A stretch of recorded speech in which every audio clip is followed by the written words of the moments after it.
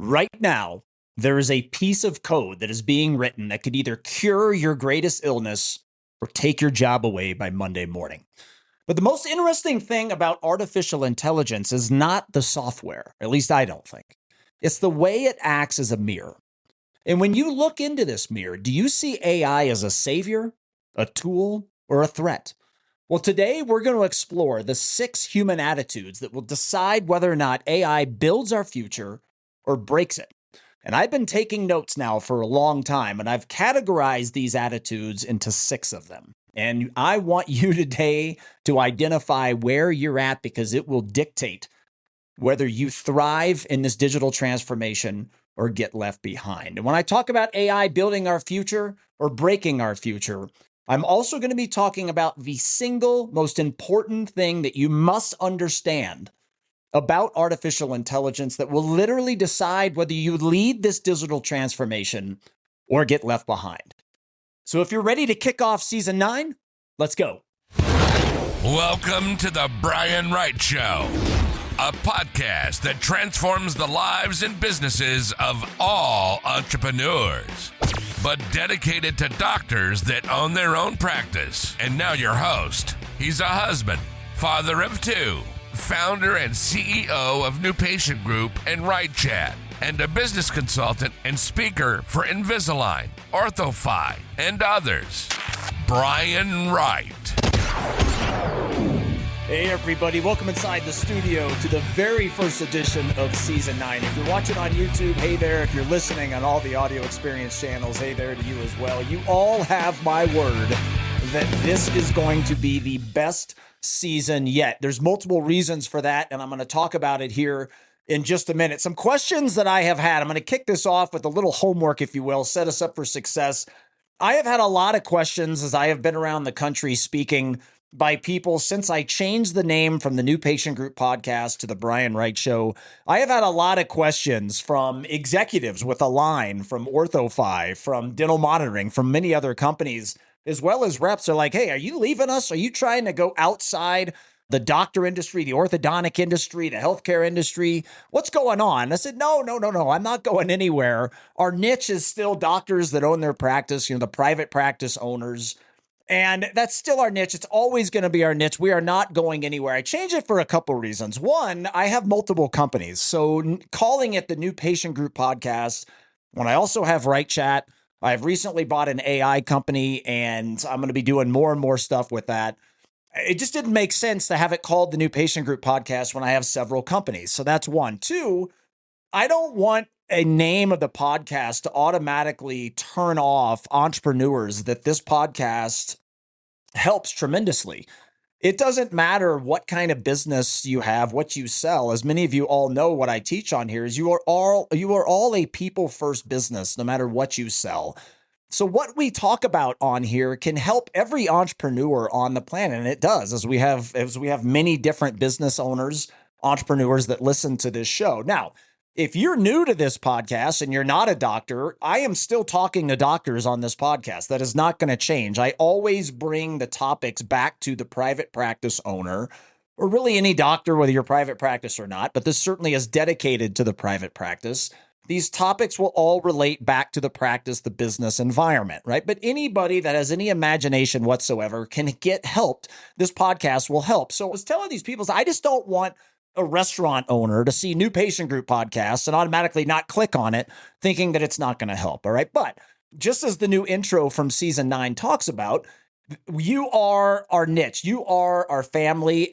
I dedicate this podcast to the doctors, to your teammates, to all your family members, and the goal of transforming your life and business. And just always remember that. So I am going nowhere at all whatsoever. Now, the format of season 9, let's talk about this a little bit. There's going to be one longer, more in-depth episode like today every single month. And I'm also going to then follow that with what we're going to call private practice tips. All right. Now, that is a kind of a quick tip episode. That's going to be an episode that is going to be under 10 minutes almost always. My goal is to get it closer to probably 5 or 6 minutes than 10 even, but call it 10 minutes or under. That's going to be the second episode of every single month. Now, Sometimes those quick tips are going to be a follow-up to the longer episode of the particular month that it's in. Not always. A lot of times those are also going to be reviews of podcasts I've done years prior, seasons prior. What they're also going to be is maybe another something that's going to be look to the future, right? Maybe something that I haven't done, right? But I'm going to do in more of a longer depth episode in the future down the road. Right? I already have a few of those shot, and I think it's going to give you really great information in a short amount of time. Now, what I'm also going to be doing this year is more action items. Like at the end of this episode, which is going to be a little bit of a longer, more in-depth episode, like I was talking about, there is going to be very specific actionable items. A lot of times, like today's episode, there's going to be quizzes that's going to go over to help you identify what attitude are you of the 6 artificial intelligence attitudes. And I think it's going to be really cool because we're going to be able to do that. And in our mastermind group, we're going to be able to come together. We're going to talk about these things amongst many others. I love the topics. I already have this season mapped out. Some of you may be laughing because I don't ever follow the roadmap, right? But I do have it mapped out, and I am extremely excited about the topics. It's going to be some really good stuff. And yeah, I'm going to punt on a lot of them, do other stuff that may be more relevant. But this season is going to be awesome. Make sure to always listen to the entirety of the episode to make sure you get these action items, these quizzes. Maybe there's going to be more on-demand courses that go along with these, things like that. Very pumped. Now, one more thing before we dive in. Dr. Glenn Krieger, as all of you know, I've been on his podcast before. They repurposed it on their greatest hits list. So I've actually been on it twice now. I have scheduled, he and I chatted on the phone the other day. He's going to have me on again. We're going to talk about some really cool things. Many of you know he's had orthopreneurs for years, and it was a huge, huge event in the orthodontic space. And I told him on the phone, man, you should be very proud of yourself for building something that big with such a huge following. Well, last year, Orthopreneurs was the last year that they had it. They're not doing it anymore. And our full team iconic event, I want all of you to make it a priority to come in September to Nashville to this full team event. It is unlike anything else. Invisalign is sponsoring it. OrthoFi is also sponsoring it. We have some others that are knocking on the door. And the feedback of Iconic has been, there is nothing else like it. It is very, very worth your team and you showing up to the Iconic event in September in Nashville, Tennessee. And Dr. Glenn Krieger is going to help us talk about that. We're going to talk about it on the podcast.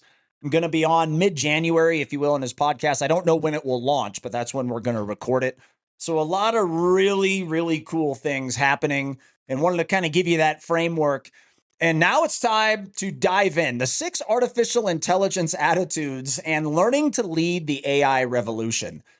Man, oh man, this is a topic that I am excited to dive into because so much of AI and the successes you're going to have or the lack thereof, so much of it is your mindset, is your bias around it. And what we're going to be talking about today is a way for you to identify what type of attitude do you have towards AI. And as I said in the intro, 1 minute we're using AI and it makes us feel like a genius. And then the next day you wake up and all of a sudden AI is going to take over the world. You're going to be fired. Your job's going to go down the toilet, all of that stuff. So it's hard for a lot of people to go, okay, is this a great thing or is this a disaster? Where is it? Well, you're going to find out today which attitude that you fall into. And there's a very specific point that I want to make along with this episode.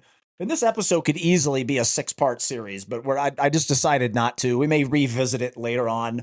Maybe the private practice quick tip episode later this month, maybe a review of this to break it down, whatever it may be, we'll see. But these are really important because today I'm going to make a point. No matter where you are in these 6 attitudes, no matter where you fall in, there's one critical piece to artificial intelligence that you must know. You absolutely must know and take home the lesson that I'm going to be talking about today.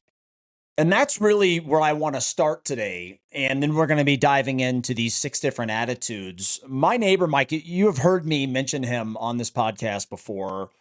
Navy guy. Now he's very high up government ranked. His wife is as well. And they're very intriguing, become very good friends of ours since moving to Colorado Springs.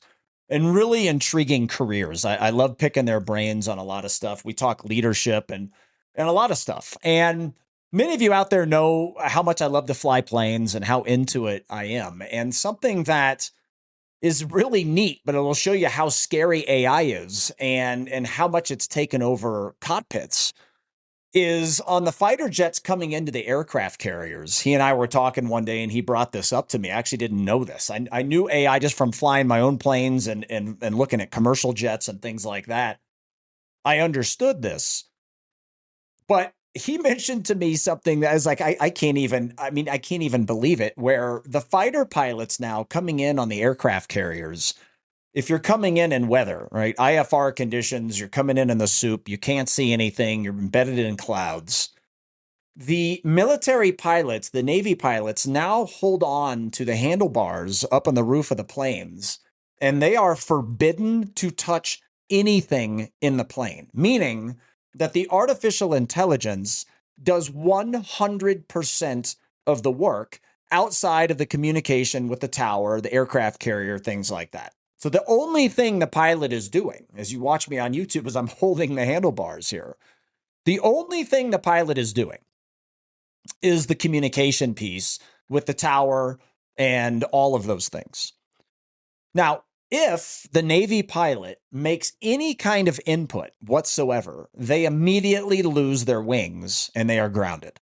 Right, so you think about, no matter the turbulence, the weather, the waves, the bumpiness of the boat coming in, of the aircraft carrier coming in, when you're in the soup, the Navy now trusts the artificial intelligence on board with these jets more than the most trained fighter pilots in the world. And what you all need to understand is that AI is here to stay. It is going nowhere. So as we go through these 6 attitudes and you identify where you stand, regardless of where you stand, you must understand that artificial intelligence is here.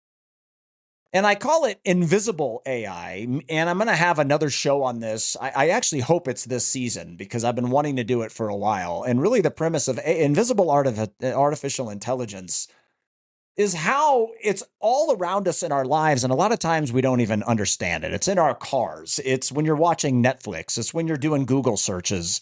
There is artificial intelligence running in the background in so many things that we do every single day, and we don't even realize it.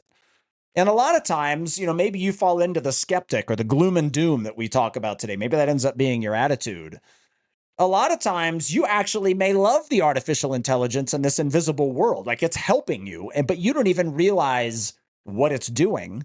So you don't even look at it as artificial intelligence. But here's a situation where the fighter pilots, the highest trained pilots in the world, the Navy will not allow them to make one manual input on the airplane as they're coming in for landing on the aircraft carrier. And if they do, they immediately lose their wings. Now, a lot of people listen to that, and this is where you're going to find out. I'm going to do the quiz at the end, and as I go through these attitudes, there may be some of you going, dude, that's freaking awesome. And that's actually how I feel about it. I feel about that it enhances the human interaction. It makes us better. And a lot of people are going to look at that and go, dude, you're crazy. How does it make us better when the human isn't even involved or is involved much less, right? And how is it going to make us better when it replaces pilots? And just like I hear doctors out there ask me all the time, this was especially true, back when I spoke for dental monitoring and my relationship with Invisalign. I don't speak for dental monitoring anymore, but they would have me speak on this a lot. And it was all the human bias and things around why people don't use remote monitoring and things like that. And honestly, it's not just dental monitoring. It's whether you're using Invisaligns, whether you're using Grins, DMs, whatever it is, the bias is the same. And I would get asked the question by audience members, but I would also be told to talk about this topic is AI going to replace the doctor? And my conclusion from the beginning, and it's still the same, is absolutely not. I don't believe it's going to replace the pilot either. However, what I do think is going to happen, and this is what you must all understand, if you want to truly lead this digital transformation, this digital age that we have already entered and are only going to be going deeper and deeper and deeper, 100% you must understand that one, it's not going anywhere. No matter how you feel about it, it's not going anywhere. And two, it's not going to replace you. But the business owners and the doctors that use AI, those people will replace the doctor. Those people will replace business owners in other industries. So you see, it's not the AI that's going to replace you. It's the people that use the AI to their benefit that are going to replace you. That right there will literally determine whether or not you are going to lead this digital transformation or be left behind. You've got to be using it in different ways. And there's so many, regardless of how you feel about it, like in your exam room. It is so outdated for you and your treatment coordinator, obviously, especially the TC, to be sitting there taking notes. There's AI tools that will do that for you. And this is why I love it, because it allows your treatment coordinator to do things that are far more productive, that move your business and your practice forward rather than just keeping it open today. Right? So it takes some of those tasks away. So let's dive in to these 6 attitudes. And I just think this is so cool. It's like with anything, when used properly, it's great. If you use it improperly, it can be dangerous. That's kind of how I feel about it.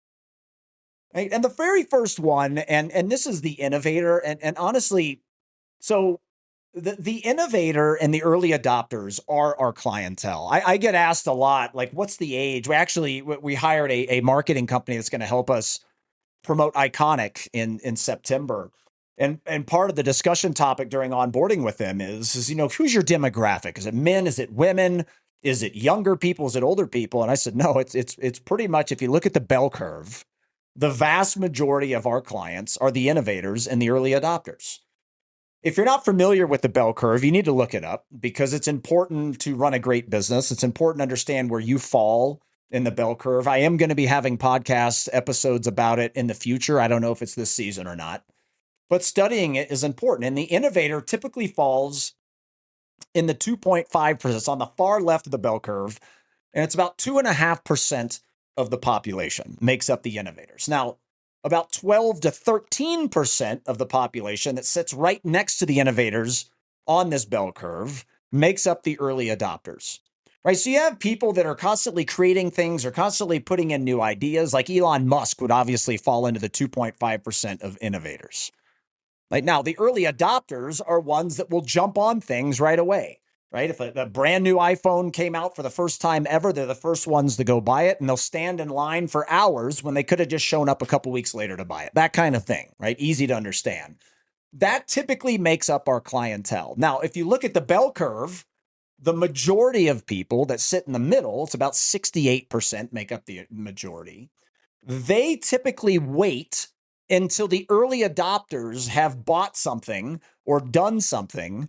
They typically ask those early adopters, how did it go? And if the early adopters say great, then that's when the majority starts slowly but surely buying in. And then you have the laggards on the far right. And I'm not going to go any more depth on the consumer bell curve. That's going to be a podcast for another time, something I want all of you to study. But my point of bringing that up is the 2.5% of innovators and the 12 to 13% of the early adopters make up the new patient group clientele. And that makes up the men and women of all ages, because you can be 75 and be an early adopter. You can be 20 and be a laggard. Right? The age typically does not have anything to do with it. And the innovator looks at things like the future is now. I want to tackle it. And I view AI as just good. Overall, it's good. And they are early to adopt it. They use it for everything, from coding to meal planning to whatever. They may write a poem, they whatever it may be.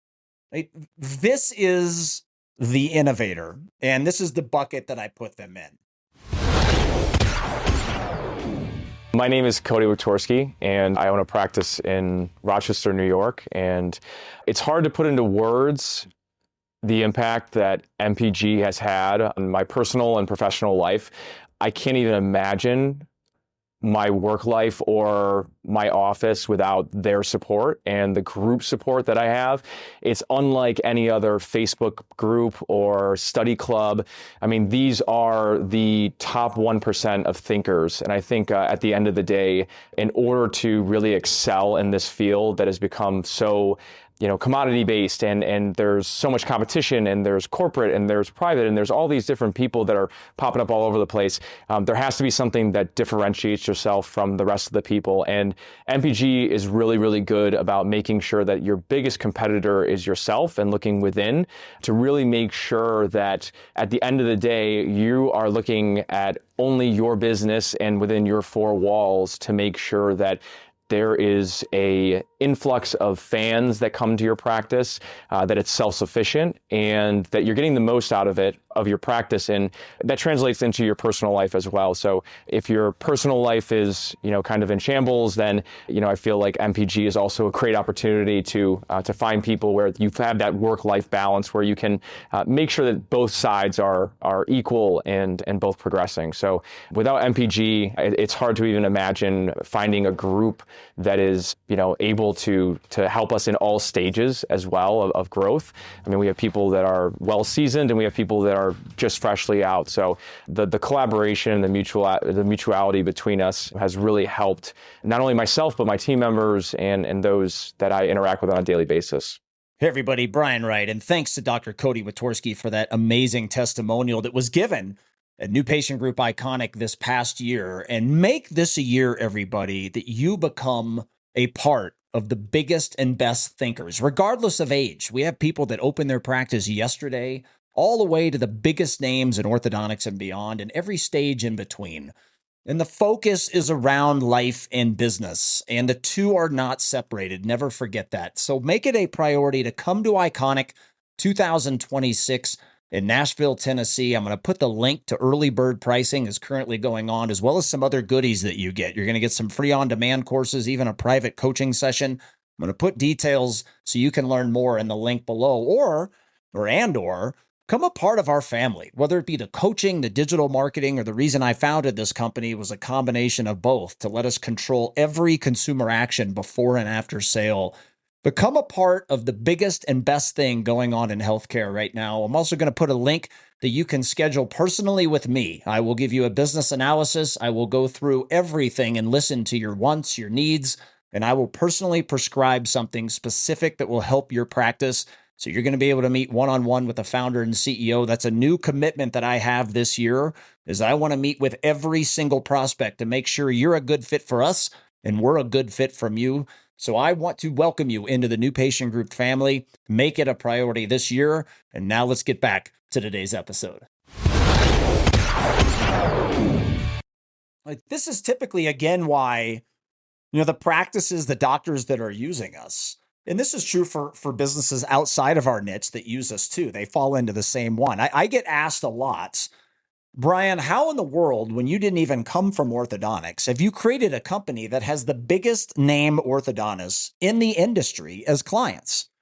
Right? From Align Technology faculty to OrthoFi speakers to other aligner company, faculty to other remote monitoring company speakers, they all use you. And I say to them, it's because those people are typically the innovators or the early adopters. That's what we teach. That's how my mindset is.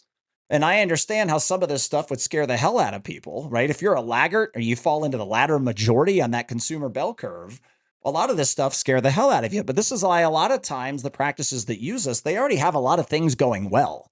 We just know how to take it and bring it to a whole new level that they never thought of before. One of the things that was very interesting, so in December, to wrap up my travel, and many of you know in December, I kind of hide from public. I'm getting refreshed. I'm getting the next season of the podcast going, kind of refreshing the mind to get ready to be a good coach for all of you, new content, lead our team here with my companies, things like that. And I have to have that kind of that month off. Well, the last trip I took was into Raleigh to Invisalign headquarters, and there was a lot of consultants. There was a big round table. And it was really good. But one of the consultants, and I certainly wasn't going to bring this up in the room, one of the consultants made a comment of basically we all teach the same thing. And I'm thinking to myself, wow, you all really don't know what we do, because we don't teach anything the inside the industry people teach. Matter of fact, when we go into a practice that has worked with an inside the industry consultant, we have to literally gut it out and start all over. And many of you that listen to this podcast, you know exactly what I'm talking about when it comes to that. And the innovators and those early adopters use us because we push them to get better. We make them think differently. We give them new ideas. So ask yourself, do you fall into that category? And typically, the innovators, you're going to fall into that category with everything, whether it's AI or some other kind of new idea. Typically, the innovator and the early adopter is the first one to grab it, and they look at it as the good. Now, as we move on, this gets more and more away from the early adopter and the innovator and into the majority and the laggard. And number two, I call the skeptic. Now, this person is basically, I need to see proof. Show me proof. Now, when we go inside practices, inside businesses, this is the majority of employees, right? It doesn't matter who we've worked with, how proven the idea is. It doesn't matter that anybody that's ever worked for us or worked with us and stayed with us 24 months has had 12 months of their best revenue streak in a row. That's a 100% success rate that we have. Right. But even with that data, even with that proof, the social proof, like they're still like, I don't believe it. Show me the proof. And those people can be hard because they will typically go and do the idea, but they don't deliver it in a way that makes it work. So because they're delivering it with skepticism, therefore the idea ceases to exist. It doesn't work. And therefore the results don't work. And they're like, see, I told you so. Right. So these people aren't necessarily afraid, but they're doubtful of the hype. And like I said, that includes us when we go into a practice, but it also includes artificial intelligence, right? I need to see proof. They worry about things like accuracy, hallucinations, and whether it's actually useful. Now, this sometimes can get in the head of pilots. Like if you see a lot of the old, not commercial pilots, but ones that have their private license are still defaulting to using analog ways to read the instruments after they take off, read the instruments in flight, and read the instruments upon landing. Like, because they're not completely bought into the reality that the AI on board, some of the most cheap planes, I say cheap, no plane is cheap, but compared to, the big daddies, some of these cheaper planes, the cheap planes have amazing artificial intelligence. When we had our Cirrus SR-20, it had incredible artificial intelligence. And now that same plane, the newer version, it has synthetic vision. I mean, the AI inside these cockpits has gotten just absolutely insane. I mean, synthetic vision literally allows you to look at your dashboard and look at your computer screen, and it takes the weather away. And if you just look at the computer screen, now it's a perfectly sunny day. Like it's got technology aboard these commercial planes where the pilots are literally just flying the plane through holographic boxes that are shot up from the ILS landing system. And all you got to do in the clouds is keep the plane inside these arcade boxes and make sure you're lining up the dots and you're good. I mean, it is just insane how accurate, and it is way better than relying on humans. That is one reason why air safety has gotten so great, is because we are not relying on humans nearly as much, right? There's so many different things humans can screw up, whether it be up in the cockpit or in our lives or as business owners. There's so many things. But if you're a skeptic, you may not adopt these things properly. And just like if you're a skeptic of the idea and you go and deliver it in a way that you're skeptical, the idea is not going to work, or certainly not as well. And it's the same thing if you're using the AI inside a cockpit as a pilot and you're like, I don't know, I need to put my hands on this. I need to do this. I need to turn it because I feel like we're going one way. Like, you're screwed, right? And then when you do that, you blame the AI. So that is the skeptic. Now, the gloom and doomer, I call it. And this is the person that looks at AI and a lot of other things as an existential threat. Right, so they're going to focus on the alignment problem, and they typically worry about AI surpassing human intelligence and potentially causing society or physical harm. Now, I think no matter where we sit in this aisle of these attitudes, I think no matter where we sit, like I'm in the innovator and the early adopter for sure. That's how I fall in almost everything. But I'm also not naive to understand that if artificial intelligence is used in a neglectful way, yeah, we could really, really be screwed, especially as it advances. Right? So every attitude can still have little pieces of other attitudes. But the difference is we don't let our bias stand in the way of still leading the change, leading the innovation, and using it to maximize our efficiency, our profitability, our employee and customer experiences, patient experiences, our numbers, and so many other things.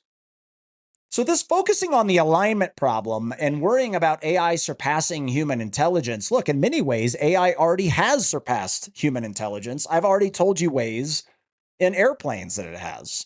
Going back to the fact that the highest trained pilots in the world aren't allowed to touch one thing in the cockpit, not one instrument.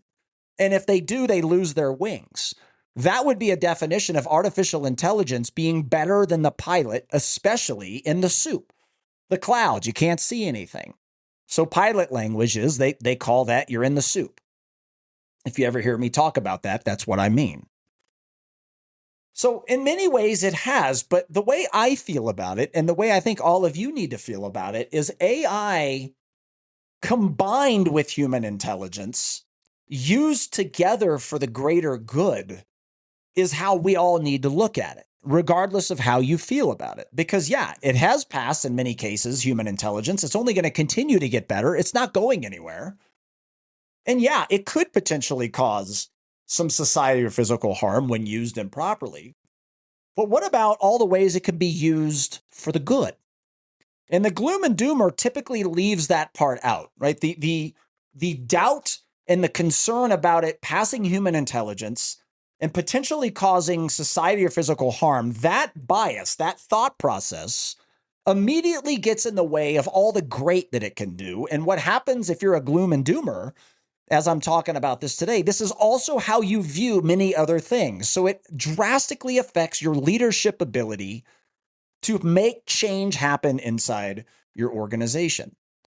I didn't really say this on the front end, but the more I'm talking today and the more I'm thinking about this is that really these are the six leadership attitudes. Because if you're a gloom and doomer around AI, you're probably like that around a lot of other things as well. And you really need to remember that. And this is why I think it's so cool to be able to help you identify where you sit as a leader in your organization. Now, number 4 is the utilitarian. So the way they look at it is, hey, this is just a tool, right? But protect the human element along the way. Right? Here's kind of what I mean, right? AI, it's practical, right? But I'm kind of indifferent to it in the soul of AI. Like I don't really care, right? And I don't care if it's thinking. I just want it to automate my spreadsheets, right? So what the problem with this attitude is that you may be more likely to use it than the gloom and doomer. You may be more likely to use it than the skeptic, but you're never going to use it really to automate things and to really use it to its maximum advantage. Like this person is unlikely to use remote monitoring inside the practice. Right? Because they're looking at, okay, this is a person that would probably use AI to replace the TC having to take notes, right? Because it's automating my spreadsheets. It can automate some of that human busy work, if you will. It'll allow my treatment coordinator or whatever to be able to focus more on other things, pending treatment follow-up, right? Following up with your sales prospects. But I'm not going to use it with remote monitoring. I'm not going to use it in all these other fantastic ways it could help to automate my business and really move it forward and help separate me from the others. Now, the last two, and I see, so, in the space we're in, having a niche in orthodontics and other doctors that own their own practice, it's hard. And it's hard because you all as an industry very much fall into the 2 through 6 that I'm talking about. You as an industry do not fall into the early adopters and the innovators, right? You want to sit around and ask 1,000 questions to get permission from your team. You want to call 1,000 other orthodontists and get their opinion on something rather than stick to your vision and use the companies that are most likely to achieve that vision in the best way. That's what you do. You don't ask, because the other thing is you could ask 3 people's opinion. They may say, hey, this idea sucks. But the problem is it may have been them that sucked. They may not have implemented it right. Like, let's say they used OrthoFi and they didn't use any of the tools and they didn't use it right? Or they didn't run a full digital practice with aligners. And they're like, Invisalign sucks. So then you won't do it. But you see that the information being provided to you is flawed. And that happens so much with these early adopters, with the majority that sit in the middle as well as the laggards. Right? You are very, very unlikely to have a vision, stick with the vision, regardless of what your peers are doing. Like that's Elon Musk. Again, it's the early adopters and the innovators. That's what they do. And that's why they're always ahead. It's why they're always kicking butt. It's why they're the ones coming up with the ideas, the first to try things like that. Now, number 5 is the neophobe. It's what I call it. Now, what's a neophobe? Well, it's a person who dislikes or avoids new things, and this includes technology. This makes up so much of the niche that we're in. Now, if you go outside our niche and help businesses, it's kind of the same thing, right? It doesn't really matter, because if you go back to the 2.5% that are the idea people, right? They're the innovators, and then around the 12% that the early adopters, that's not much of the population, no matter what industry you go into. But when you go into an industry like orthodontics, dentistry, plastic surgery, those kind of things, the way your brains work, they're so technical, they're so engineer-like, you try to perfect everything. But what you forget is the people that you are selling to, they're not like that. That is not how they think. It is not how they are. And it just crushes so much opportunity that so many of you have. So the neophobe is typically concerned with the displacement of human creativity in jobs, and they emphasize craftsmanship and the uncomputable nature of humanity. Now, when I get to our quiz a little bit later on, it's just sticking out to me because I know what the quiz is. And one of the questions is about if AI wrote a beautiful poem, right? How would you feel about it? Right? And how your attitude fits into one of these 6 is going to dictate how you feel about it. And you have to be so careful, everybody, to not allow that attitude to run your business. You are going to fall so far behind and miss so many opportunities. And this neophobe, as they think of human creativity, they're not going to look at AI as a way to enhance it. They're going to look at AI as a way to crush it, to hurt it. I'm a person, again, if used right, that human creativity is going to be enhanced through AI. It's not going to suffer through AI, right? Especially if you use it correctly, right? Using it in your exam room to automate notes. Do you think that's going to take away from your treatment coordinator's creativity? Of course it's not. It's going to add to it because it's going to allow them to free up their time. Using the AI inside your remote monitoring to help you scale, to help you free up time, to help you get rid of some of the busy work. Of course, that's not taking away from the human creativity. Now, I understand the argument. And one of the things that I've always prided myself in is not letting my bias get in the way of what we teach or letting my bias see from somebody else's lenses. So I totally understand why somebody would think that the AI could displace human creativity. Totally get it. 100% on board. But if that's how you feel and you fall into this neophobe realm, what you can't do is then let AI be non-existent inside your practice, inside your business, because it goes back to the same thing. If your bias tends to lean towards it not being something you want to do, then you're not going to use it for so many great things that it can do, like regardless of where you fall. And I know it may be scary depending on where you fall in this attitude list, but can't we all agree that passengers on airplanes are far safer today than they were 10 years ago because of AI, because computers are running a lot of the things that caused crashes in the past, flaps not being in the right position at takeoff, landing gear not put down on landing, obviously 100 upon hundreds of other examples. See, that's an example of how AI has improved things. Navy pilots coming in with their hands on the handlebars, not touching any of the instruments because it's gotten so great.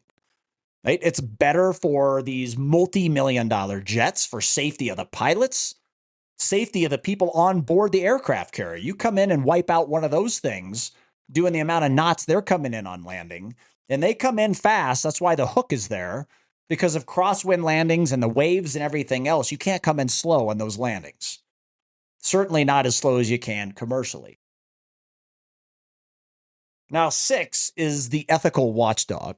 These people, it's guardrails first, right? Okay, it may be a good idea, but my main focus, is my bias, right? What about the privacy of people? Transparency. They typically believe that the AI can be good, but only if strictly regulated. And I don't understand. This is one thing I don't understand: people who think that the more you regulate something, the more you control it. Somehow that's going to make it better.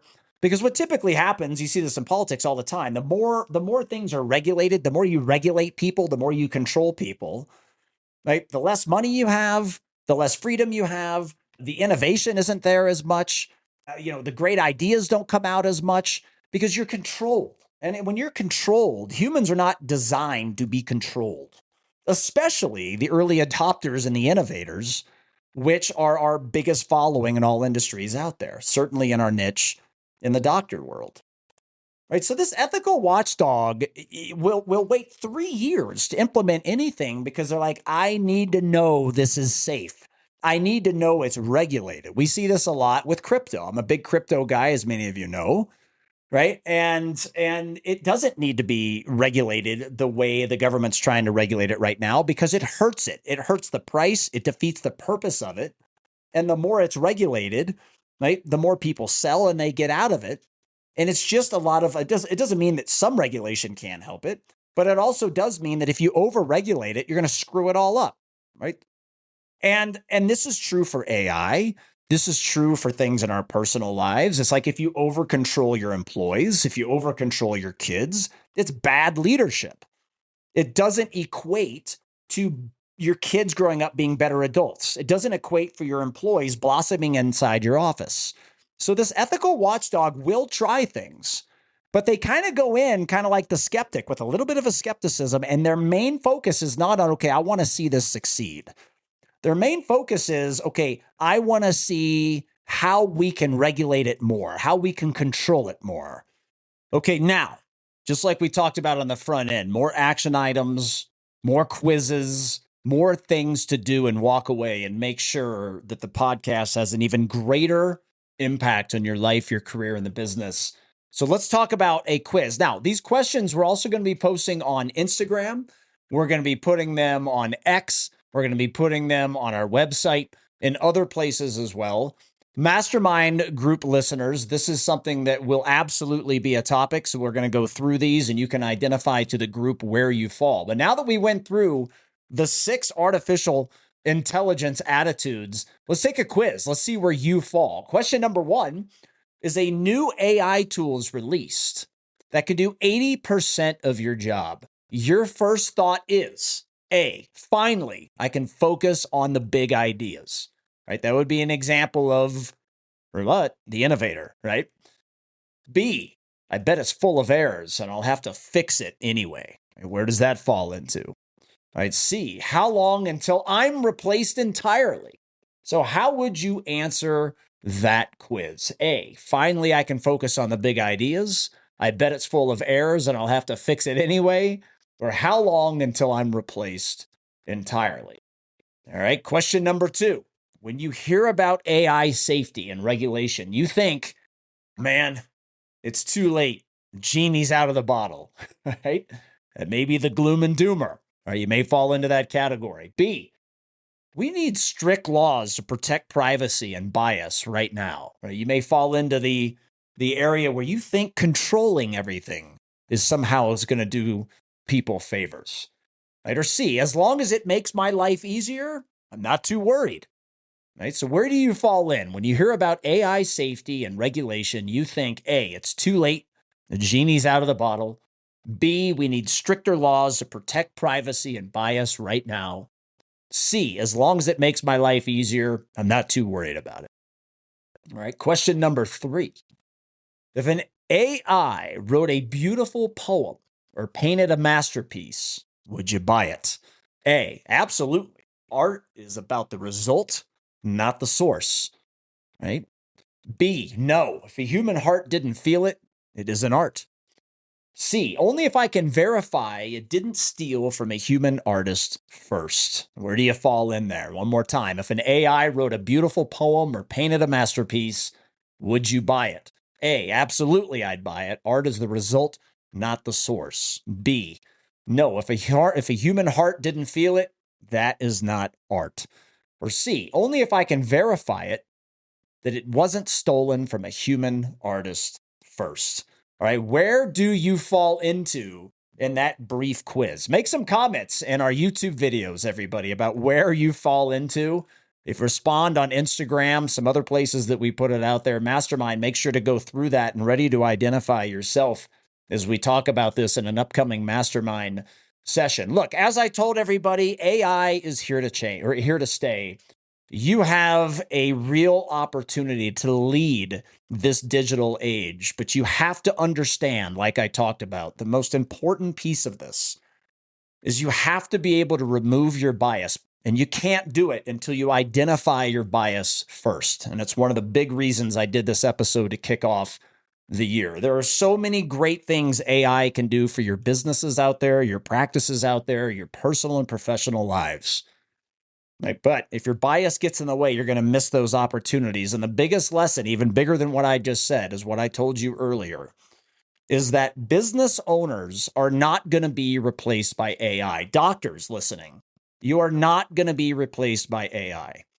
But what AI is going to replace are those that don't use AI. Understand that. It is very important. As I said earlier in this episode, many doctors asked me when I used to speak for other companies that I don't speak for anymore because of my relationship with Invisalign. I used to hear it all the time, as I said earlier. Gosh, is AI going to replace me? It's going to replace the doctor. And my answer is always no, absolutely not. But it will. You will be replaced by those who use AI and use it effectively. I hope everybody enjoyed episode 1 of season 9. As always, please give this a thumbs up on YouTube, share with colleagues, friends, anybody wanting to improve their life, their career, and or their business or practice. Hope you enjoyed it. Audio Experience channels, please give us a 5-star review in the Brian Wright Show. Until next time, everybody, make sure we're doing this quiz. Walk away with that as your action item, and we'll see you back again in the near future.